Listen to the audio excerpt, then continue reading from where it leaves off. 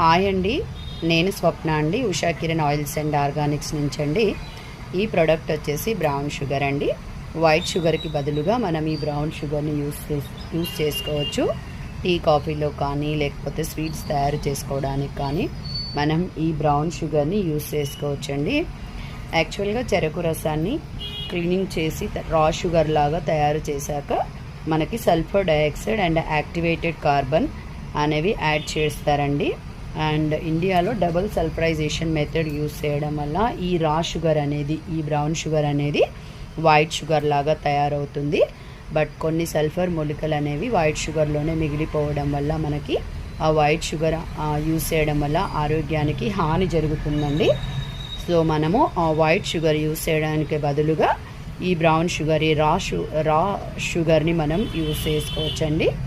మన 2 బ్రాంచెస్లో ఈ brown sugar అయితే అవైలబుల్గా ఉంటుంది. Thank you.